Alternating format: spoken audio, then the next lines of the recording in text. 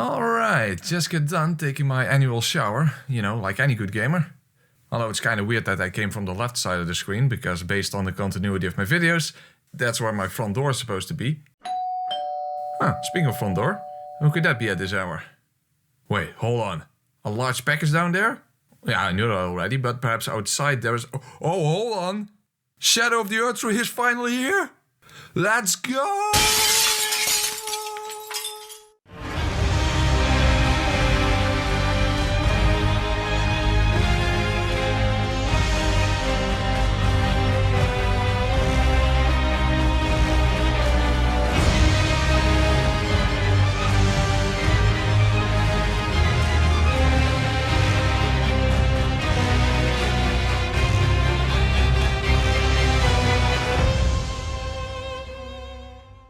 Wow, now that was a hell of a first playthrough. Sniff, sniff, sniff, sniff. Okay, despite the fact that I don't have any armpits, either my annual shower didn't take, or it's the sweaty scent of fear I smell. So, therefore, let's ease into things a bit by giving the new perfume bottles a try.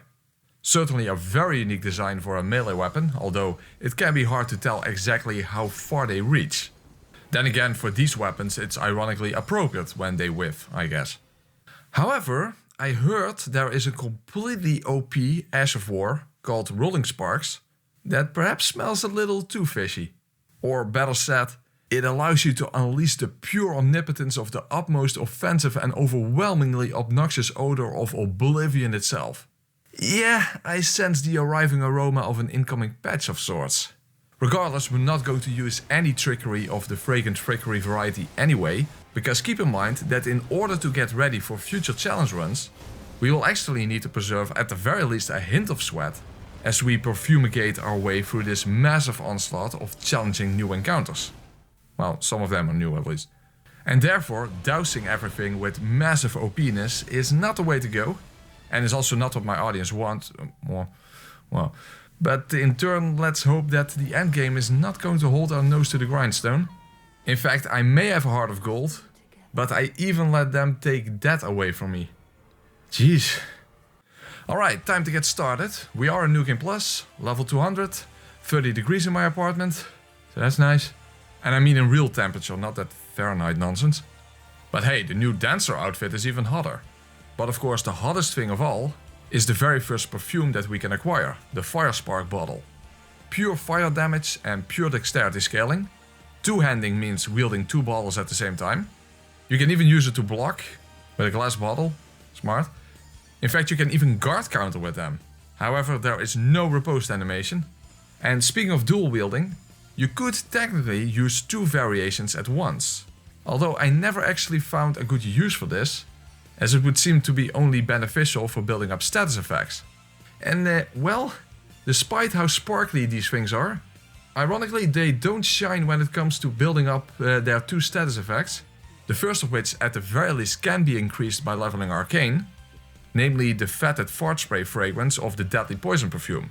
It had 69 giggity poison buildup, however it's not clear to me how exactly that is calculated. Because your attack looks like one cloud consisting of separate fumes. So does that mean that it's 69 for the entire cloud?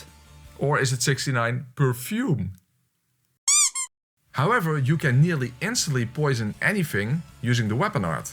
However, that poisons you as well. At least you could use it to trigger the Kindred of Rot exaltation, which only lasts for 20 seconds, about as long as a single combo of any given boss. However, when it comes to unpalatable perfumes, this is not even the most putrid picture of malodorous moisture in this game, given that the consumable version inflicts an even stronger version of deadly poison. However, in each case, one proc will only take away a small portion of an enemy's total health bar anyway, and Frostbite does that more effectively and lowers defenses in the process. However, that one is quite a distance away from here, so for now I quickly made my way to the first boss, the Dancing Camera, and there's also a lion associated with that. And I must say that gave me quite some trouble on my first playthrough. However, he is apparently weak to fire and we're doing pure fire damage. Regardless, despite of all of that, if I said I felt comfortable taking him on, even with the scorching cataclysmic carnage creating concoction within this combustible cologne container, then both of us would be lying. Okay, what's my damage? Oh, that's not so bad.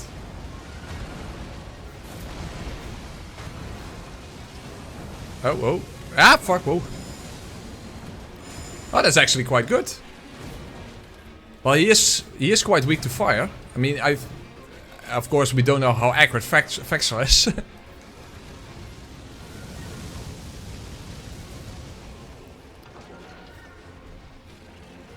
That's the grab, I think.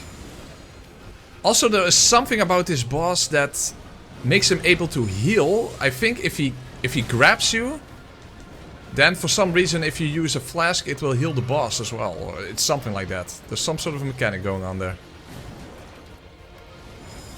Yeah, I don't have a lot of range. And now we're getting into the corner. He's going to spray, that at least I know. Okay, well, we're doing good damage. Okay. That's basically the only attack I really know. Oh. Okay, I don't really know it. I don't know it well enough. Let's say it like that.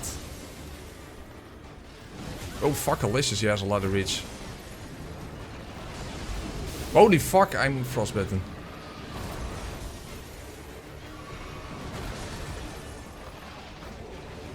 Maybe I should actually attack at some point.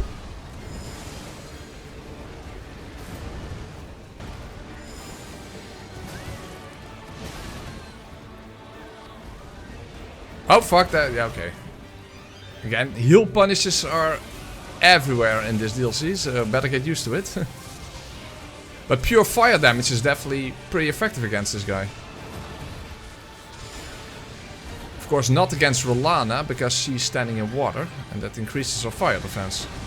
But then the lightning bottle is probably... Oh, fuck, I forgot to actually... Whoa. Heal.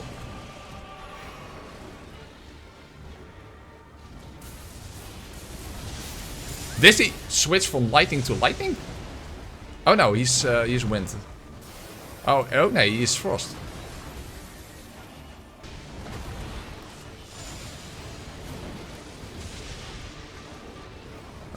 Running away from him like this does help a bit with the camera at least.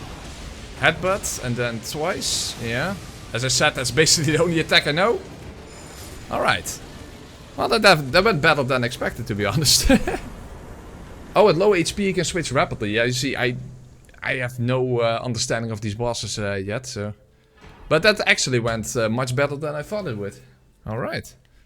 Damn, I suppose that pure fire damage is indeed highly effective against this boss. So in that sense, not having split damage is an advantage.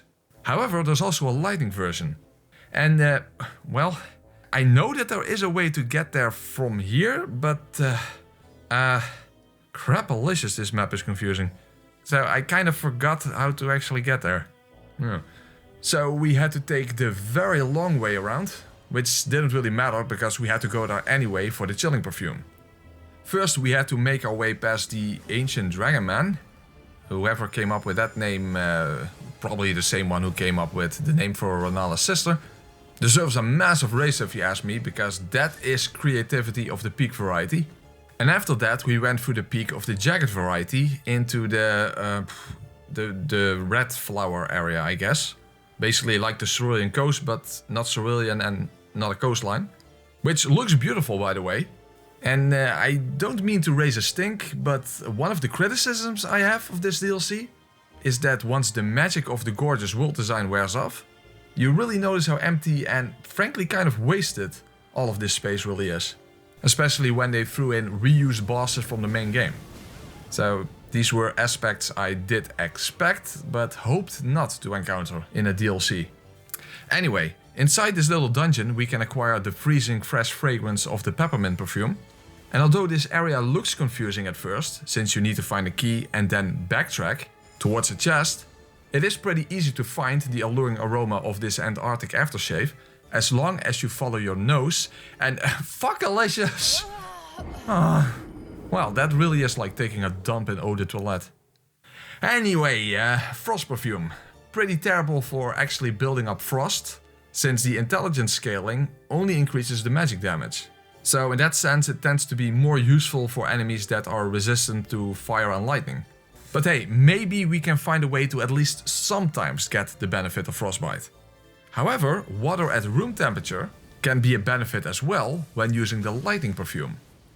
So, technically I could boost it even further with a scorpion charm, but the problem with that is that will lower my defenses. Let's just first see how it goes. I have to actually learn the moveset still because I only fought her once, so let's just see how things go in the first place. Probably not very well. Okay, that's pretty good damage. Oh, I forgot to actually use Lord of... yeah, this one. Or whatever it's called. Oh, I did... oh, I did get poisoned. Okay.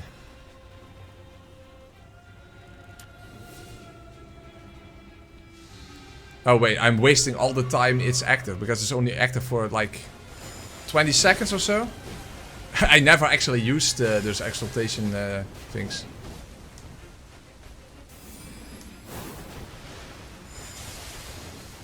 Okay, but my damage is definitely not a problem here.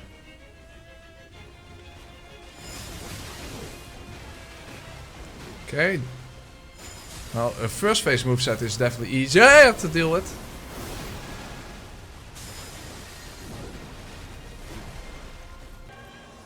Oh, now things are going to get fucked.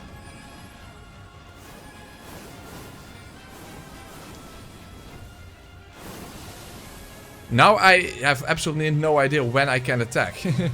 So...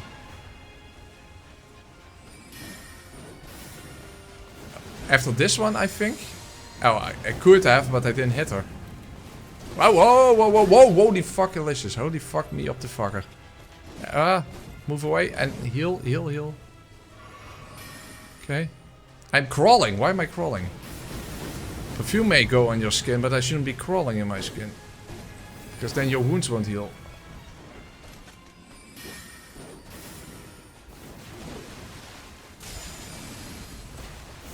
Oh, shit, from close up and I don't have stab. Oh, I'm getting fucked up.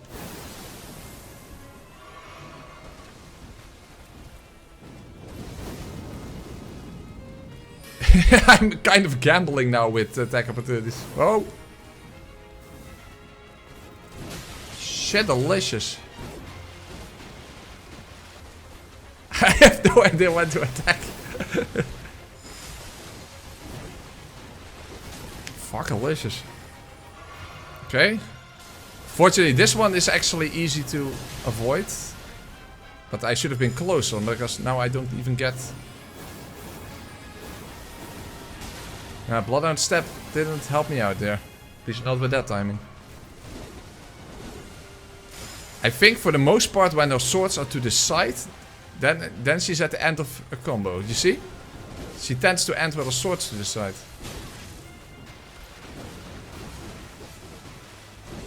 Now she does it again. Holy crap, not good. No! Fuck, now I'm just in a healing loop.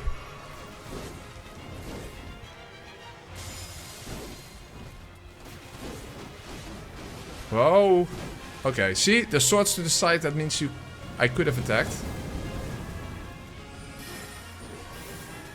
And this is an attack opportunity. Okay, if I stay close now, then I get another one. Okay, but she does recover quite quickly after that. Whoa.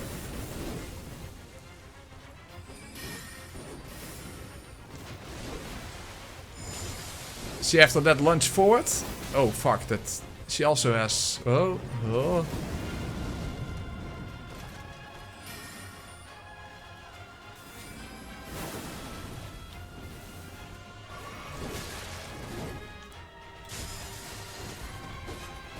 Okay, one more. Run into it. Yes, okay. Huh. Okay. To be fair, I still don't feel I have a grasp on her moveset, but at least there are some indications, as you can see, that indicate when she stops attacking, given how lengthy her combos can be.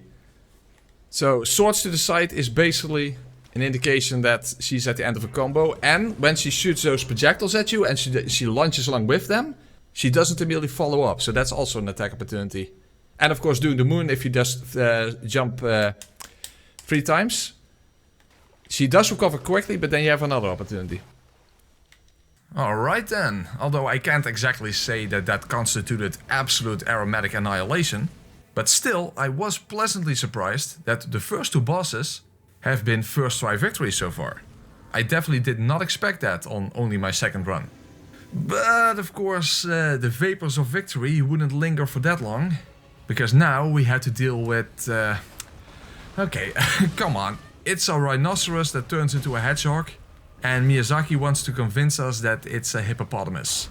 Well, this one I wouldn't even want for Christmas. And I might be too critical of this hippo, but if that's meant to be one, then Miyazaki's being hypocritical. Or perhaps it's again the same one who named Rellana and the Ancient Dragonman. Regardless, speaking of hippo and critical, for such a large beast, he actually doesn't have that much poise. However, a downside of the Perfumes is that, although it's possible to break poise with this weapon, it only does a very small amount of poise damage. Regardless, even if we could stance break him, we wouldn't be able to do a critical of any variety anyway.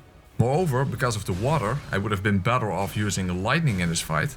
Because, once again, frostbite buildup is just not that great, unfortunately. This boss is susceptible to it, but it's definitely not the best choice in this case. Yeah, I might as well switch to the lightning one for the final attacks then. And that's terrible, because I was kind of hoping that I could get consistent frostbite on Radahn, because that's going to be necessary. Oh. Oh, get out. Oh, I got lucky there. Basically, you either have to be far away, or you have to be practically already in his mouth in order to avoid that stupid hitbox. Yeah, see, it's very similar to a Falling Star Beast jump. Oh, quick, get the final item. Okay, nice. Good. Oh, by the way, that golem here, fortunately I hate fighting golems, but that drops the oil tier. I don't have that one yet. Because that makes enemies susceptible to fire damage. So that might be helpful. At least it is in water, so I suppose this is beneficial. But the problem is it's such a snooze fest to fight them. I guess they should have been susceptible to sleep then in that sense, because it's such a snooze fest. Oh, I can't repost! Hold on, I can't do this, I can't repost. No, I can't repost. This sucks. I cannot repost. Okay, this is useless then. Yeah, all we can hope for is that he will take a lot of damage to the face, but I don't think that is even true. No! Well, it's more damage, I think, but no, this is not working. Well, he does stay on the ground very long, that's good at least. Would be nice if he just stays here forever, but that's... no. Well, we got him halfway down, so I guess it's okay. It happens to be one who is in water, so that's at least very helpful. Okay, we're getting there. Okay. Surprising that that worked out, but hey, it did work out. Wow, who would have thought that would actually work? Guess I spoke too soon declaring it unfeasible. I suppose I need to learn to spray it, not say it. But the thing is that with this crystal, we can make enemies drench in oil, which provides a significant boost to the already pure fire damage of our fire perfume. And if, like me, you tend to live off the smell of an oily rag anyway, then I think you will realize the gravity of this acquisition, which in turn is very appropriate for the next boss. Not the fire so much, but the gravity. Actually, that has nothing to do with him being related to Radahn, which in turn is also not the reason that he is fighting on Porkback.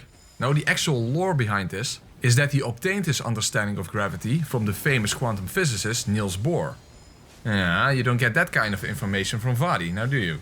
Unfortunately, you also don't get information on how to properly survive this fight from me, because, yeah, the relatively easy victories from before are no more, and repeatedly getting hit by the horrendous charge attack is already boring me to tears.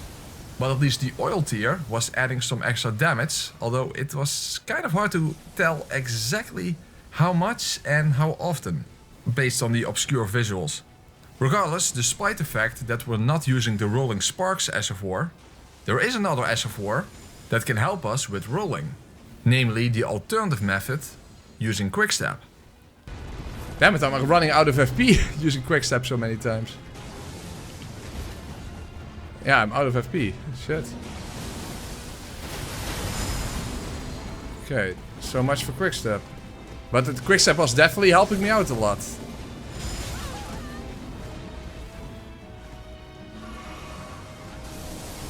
Okay, move away from that.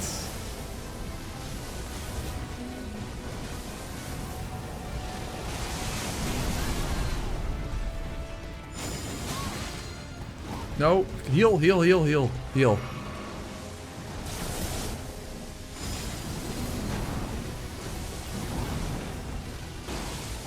Fuck.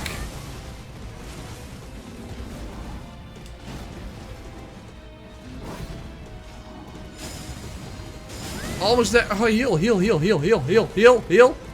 Ah, doesn't matter, heal. Okay, one more hit. Go on.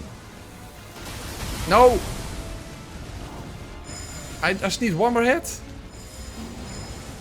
Hit him! Hit him! Yeah, I have him, I have him, I have him. I have him. I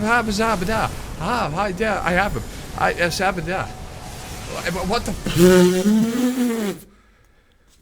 Okay. Well. I guess I was not boring, but it was definitely a wild ride. Oh, okay. Hey, there's an enemy there. There's an Albinaric. Whoa, I was saying can't be as bad as the boss was, but we have an entire mini-boss fight here.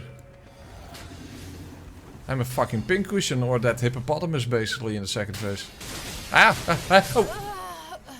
As I was saying, we have an we have an entire second boss fight here. And then we have this chalice. But what on earth is this chalice for? I kind of have a hard time believing that this has no function whatsoever.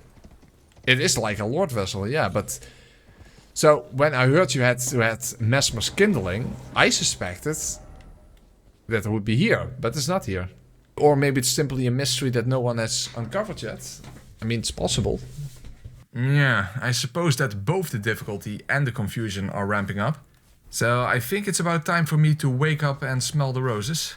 Or in this case, a sunflower. Which I didn't think was all that difficult on my first run, but I did have trouble actually hitting its head, even with Ultra Greatsword. So how awkward is it going to be when I'm not even literally putting the pedal to the metal? Well, then again, with the exception of Super Mario Bros., fire and flowers don't combine that well, and fuckalicious! Is this freaking Pokemon or something? Plant types are weak to fire? Even though it's actually some sort of a conscious shadow entity or whatever. Well, a flower by any other name would smell just as sweet, burned to a crisp and submerged in sunflower oil. Still hit me, but I have 6 flasks. Should be sufficient. They missed? Uh-oh. That's less damage than you would think. Oh, I'm using Golden Braid, by the way. Whoa! Oh, 3 times. Oh. Quick. Jump. Okay, nice.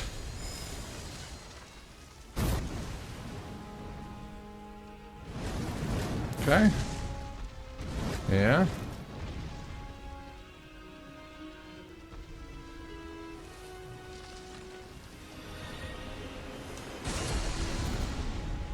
Oh, whoa, for 3. Oh. Okay. Now I should be able to get him.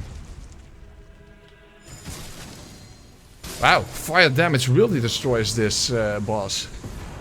It's pure fire damage, so... Well, it makes sense, he's a plant. Even in water though, that's actually a good point, but does this count as water? Because it looks more like oil. Hold on, we can test it out. This is not water. You don't see the effects. Alright, so now that the flower boss is pushing up the daisies, I decided to go to the other side of the map and then down, all the way down, to the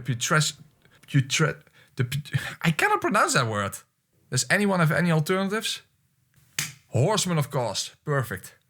Perfect. Right down to the last minute detail. However, my performance against this boss was definitely less than perfect, because it seems to me that this is one of the easier encounters in the DLC, but for whatever reason I was very much struggling with it. Now, my damage output wasn't a problem, that was very good. Shame of course that the one damage type that we don't have with Perfumes is Holy. Wow, I never thought I would say it's a shame that I cannot use Holy damage in Elden Ring.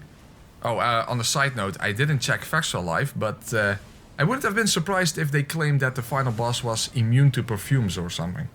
Of course, it would be stupid on my side as well to just blindly trust them and fall for something like that, but okay, damn it, I lost my train of thought.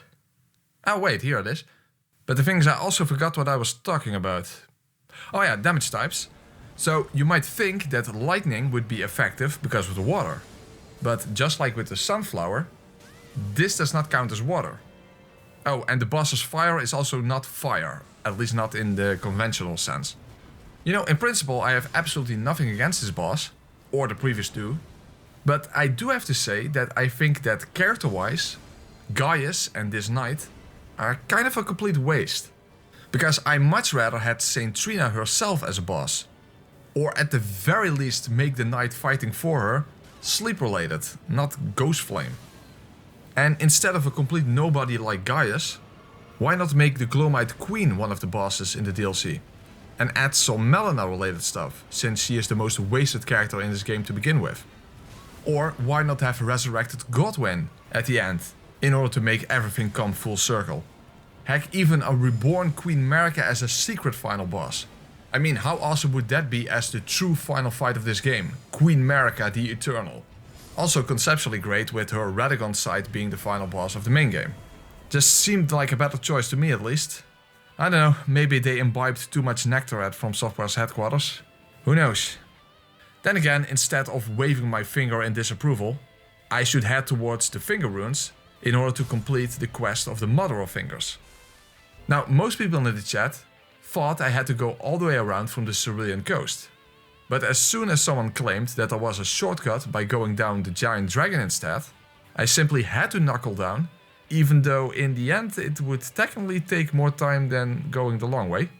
Regardless, what do you know? This was in fact correct. So thank you very much for that advice. And that was of course appropriate vindication on your end there. And even of course, it's very beneficial for future playthroughs. But then we finally made it to Metyr. Not a Dark Eater or a dragon at all. I mean, what is this monstrosity even supposed to be? I mean, she does remind me of something, but I just can't put my finger on it. Unfortunately, she very much can. I mean, I would immediately get suspicious the moment someone tells me to smell their finger. But before I start spraying any of my hand sanitizers, we first had to thumb wrestle with the question, what damage type is she weak to? Well, you would think lightning over fire because she is in water. However, they were surprisingly similar. Now, I assumed she would be magic resistant because her weapon does magic damage.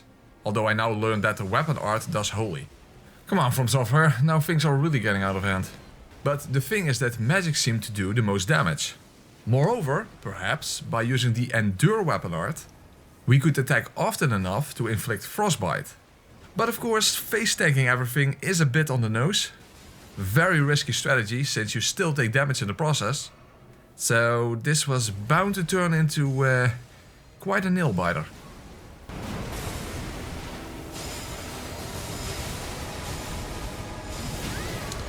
And we still haven't procced frostbite. Oh, there it is.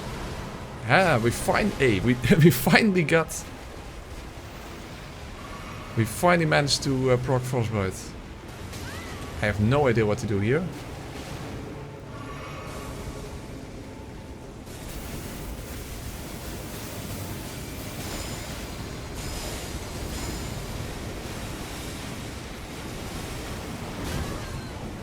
Fuckalicious.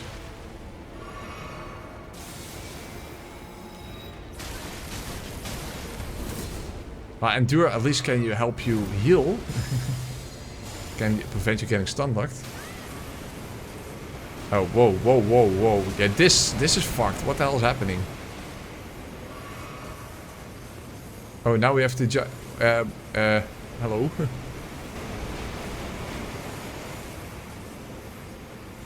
I guess this works.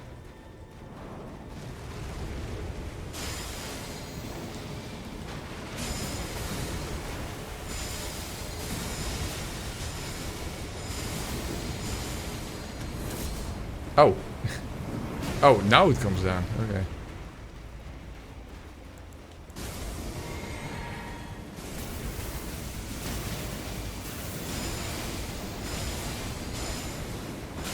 Fuck.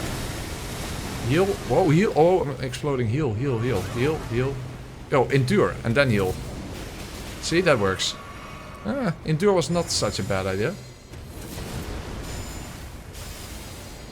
In fact, it kinda helped me through. And we procced Frost twice. She indeed is very weak to Frost and for some reason also weak to magic, apparently. Well, that's something.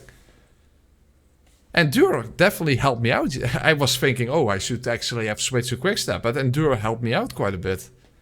In fact, if you want to proc Frostbite, you want to attack quickly in a row, and then Endure is also helpful. And, as you could see, I almost died to that weird finger walking, that crab walk that she does. But I was able to outpoise that with Endure. So, not bad at all. Wow, that's pretty finger looking good to finally proc some Frostbite with some sort of consistency. With a little help from Endure. However, now we had to endure the place I hated most in my first playthrough. Not even so much the Catacombs of Light and Dark themselves. Although realizing that this was not in fact a random optional section unrelated to a Remembrance boss, pretty much gave me the same facial expression as the giant cannon imp here. But the worst thing was the equivalent of the Bed of Chaos of Elden Ring. Why on earth does a gank fight with an already spamming and teleporting enemy even exist at all? However, for whatever reason, the experience this playthrough was not all that bad. I mean, yeah, of course, the fight is still unredeemable poor design, but it almost felt like it had been nerfed somehow. Perhaps I just got really good RNG?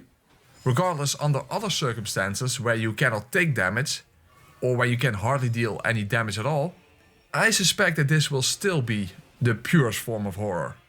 Now perhaps you could put the horror in horoscope and go full astrologer on his ass, in order to outspam the one who even outspams Gideon, or that lady from that one Monty Python scene. Regardless, I don't have to be an astrologer to tell you that this boss's star sign is Cancer. Even so, we need to turn our eyes towards the heavens and away from this hell, because the cosmos is right above our heads, just like in Bloodborne. Unfortunately, right underneath our noses, also like Bloodborne, are freaking winter lanterns. But Miyazaki was like, you know what would be even better? If we made them like pseudo-immortal. Meaning we have to sneak around a la Evil Within, although without the ability to do an actual stealth kill. And speaking of stealth, my stealth performance makes me a little worried about the upcoming Snake Eater remake. Although, of course, in retrospect, blindly running around in full view of enemies might not have been the most effective strategy to begin with. Then again, it is the expected effect of my ex-body spray. Well, at least if you go south from the Central Grace, you will encounter less enemies and you will get the true Silent Hill experience before entering the Residence of Evil. A bit like a combination between a ghost house and a madhouse. Although the true madness and evil was to have this silly first phase section occur every single time you die against this boss. Meaning that you're better off buffing yourself while outrunning this little shit. What a headache. Although I suppose it's quite a bit worse for him in that regard. Or was, because what you don't have cannot hurt you. Well, you know, except for money, food, health. Okay, people, it's 30 degrees in my apartment. I'm trying my best here. And the frost perfume seems to be more potent as a nasal spray than as air conditioning. I smell everything! I'm invincible!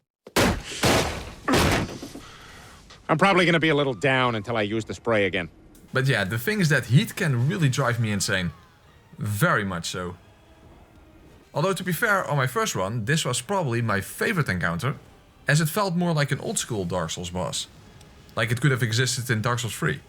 However, the main weakness of this boss is low poise, and that's something we cannot take advantage of this time around.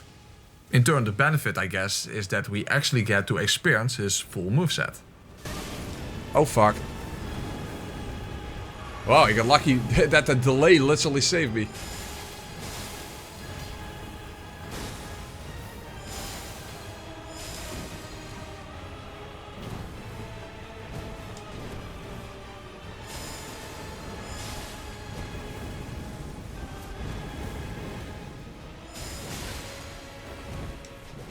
Heal.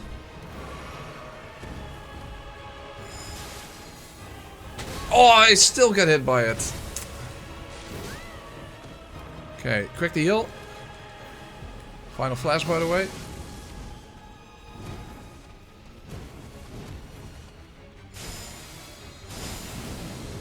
Uh-oh.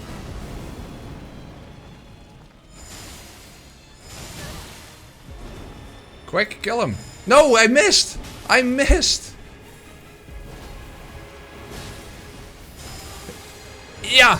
Oh! Okay, that was a close one. That was a close one. Wow, that is so different when you cannot stagger him. That is so different. Okay, but hey, that's good to actually experience this fight when you cannot rely on just constantly getting the boss on his knees. Alright, so what's next after this? I kind of forgot what it was. Holy fuckalicious, that's terrifying! Bayle? Bayle my ass, I'm the one bailing out, otherwise I will ruin this day! Nah, come on, none of that. I may not yet have a grasp on how to avoid his massive breath attacks. Or, well, pretty much any of his attacks. But come on, I will have to put my best foot forward. After all, Bayle is doing the same. But of course, in his case, that's kind of by default. The main issue here is that he is both fire and lightning resistant, leaving us with only two options. Namely, our solution of skunk secretion or our harrowing hypothermia haze. And of course, poisoning him is not a big deal, but also not that effective. Would have been a little more effective if I've used the consumable one. But perhaps I can get some frostbite by making sure I do not fight him like I would Metyr, by exclusively focusing on his head. So let's see if he has an answer to me attacking his legs instead. Yeah, I'm sure that will leave him stunned. By the way, I haven't really tried out Charger 2 attacks for Frost builder. Of course, I would actually need an opportunity to use it in the first place. Fuckalicious. Ah, Frostbite, finally. That's about time. Fuck, it still hit me. Okay, heal.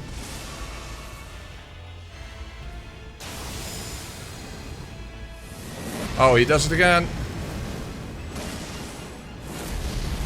No, that doesn't work either. No.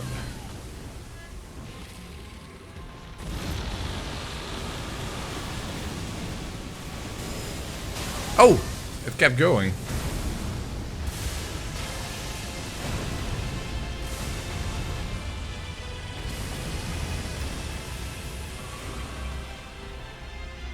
Fuck!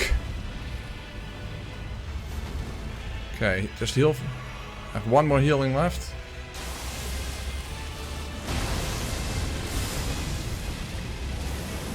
Oh!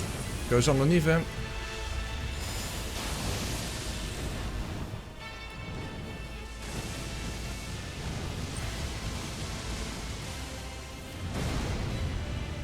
Okay, well that worked out at least. Oh.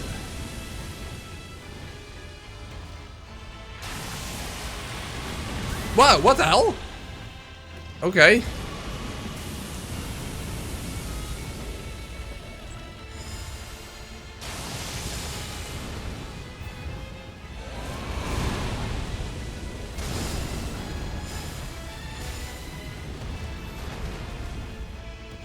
So close.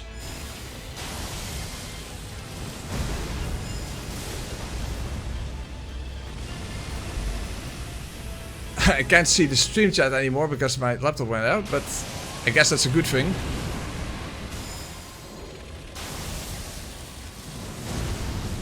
That should be it. Okay. Okay, we did it. It was messy, but we got it done. But yeah, there's still a lot of moves that he does that I just don't understand how to deal with those. So, with the drag on and the feeling of dread in me gone as well, it was finally time for Messmer the... what was it again?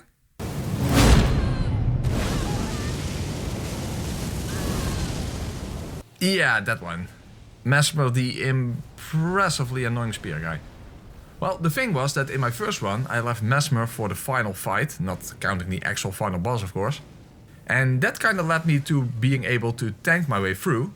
So in New Game Plus that didn't really apply anymore. But on top of that, this time around, I was never able to stagger him. However, that wasn't my biggest problem in this fight.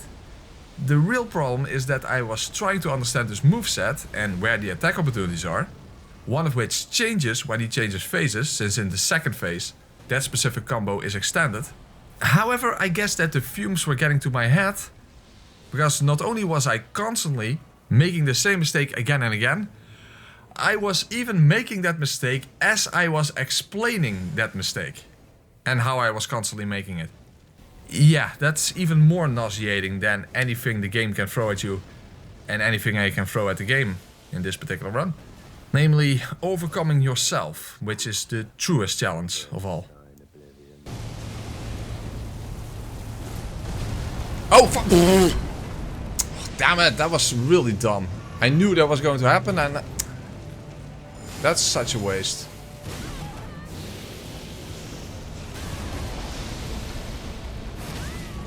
I can't heal.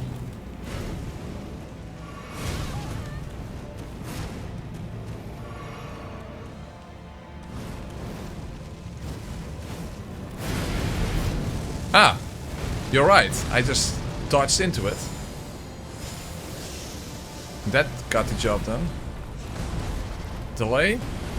Oh, I still get hit, but even though I knew the delay was coming.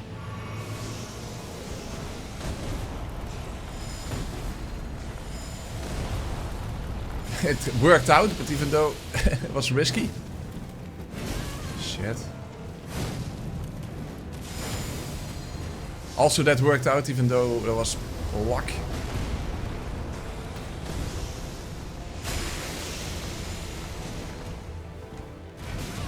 Fuck me. Heal.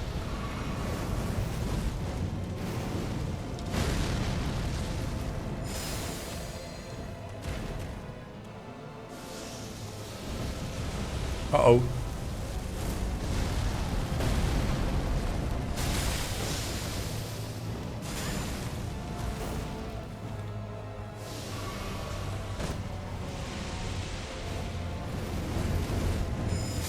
There we go.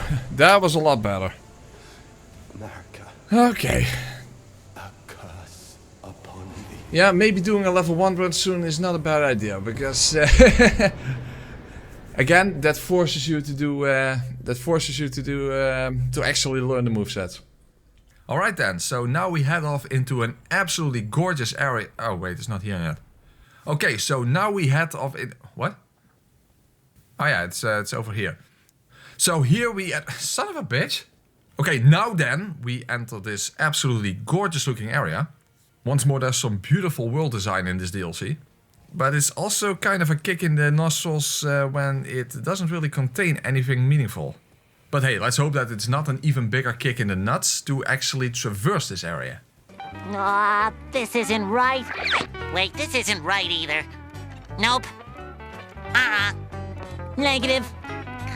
Come on, get it right. Wrong. Wrong. Wrong. Nope. No. Negatory. Yet. Yeah, well, I do have the instincts of a homing pigeon. It just happens to be one with nomadic ancestors and who currently is homeless. Yeah, thank you Miyazaki for making me the butt of the joke once more. And in addition to that, there's someone else who might make me the butt of the joke, namely the saint of said butt. And sure, I'm very cultured and therefore a butt connoisseur, yet even I draw a line when it comes to cheeks shaped like a centipede and a scorpion. Not my idea of a nice tail. But perhaps the butterfly aspect can lead to some future Pupa related material. Shame that she's not actually a true butterfly boss. Well, actually, she's simply a mixture of centipede, scorpion, and butterfly. Oh, holy fuck. Oh. Fuckalicious, there goes the post-pooper. I wish that spell was actually any good. Still, I have it on my list, a butterfly run. I'm kind of arbitrarily quick-stepping, but it's working out. Sort of, at least. Also, is it that her human... Whoa. Godskin noble roll. I think it's the case that her human or butterfly part takes more damage than her scorpion tail and the centipede head. Oh, I'm out of blue. Out of the blue? I'm out of blue. Well, that's actually not out of the blue at all.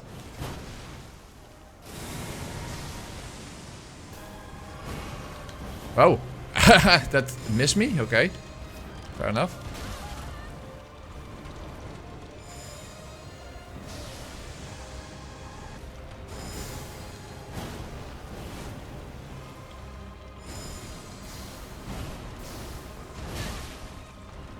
Fuck! Whoa, no, don't. Oh, holy crap! Multi-fucking hit. Right at the end. Oh, and now I'm scattered. Quickly heal. Come on, finish it! No! Don't choke now. Don't choke.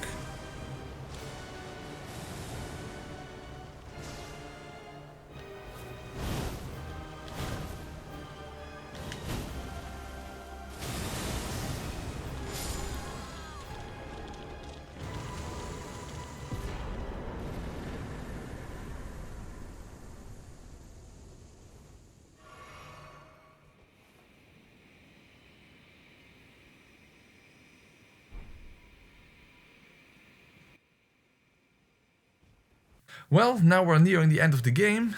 There was a specific issue I ran into, namely that my knowledge of NPC questlines wasn't exactly extensive. Because I truly despise gang fights, and especially one of the NPC variety. And therefore getting as many of them on my side would be highly preferable, although in my book none of these guys passed the smell test, other than the hefty pot guy, but I think I made him die from depression or something. Well, at the very least, the soundtrack here is really good for what cannot even be considered to be a proper boss fight. But speaking of proper boss fights, holy fuck, what the hell is this overtuned ADHD light show fuckfest? Yeah, it didn't exactly take long before I was perfuming with rage, and I decided to change my stats around for maximum damage. But the problem there was, I seem to get inconsistent results, and there are no defense numbers available yet. In fact, it seems to me that he has equal defenses for all my available damage types, but given that fire was easy to boost, and only requires a single stat, I decided to just stick with that one instead of switching around with frost and poison, and just focus on the fight itself as much as possible. After all, this will definitely not be the last time that I will have to endure this encounter. So instead of looking for an actual workaround, let's simply endure it by, well, using the Endure Ash of War. After all, the main frustration in this fight is not being able to heal, because there are virtually no safe opportunities to do so. At the very least, it takes a PhD to actually figure out where they are. However, with Endure, you can create those opportunities by not having your healing animation broken. Of course, you still take damage in the process, so you can't overdo it. However, there's an additional benefit, because in a lot of cases, you are no longer able to effectively counter one of his massive combos if you've already taken an initial hit, meaning you won't be able to react in time or it will mess with your spacing. So Endure can be a last resort to survive the incoming damage. Other than that, when you're healing, it's safer to do it when you are behind him. Not that he cannot hit you immediately that way, but it is far less likely that you will instantly get stun-locked to death. But in the end, at this point, having only defeated him once before, when it comes to beating him, and you ask me how, all I can say is somehow.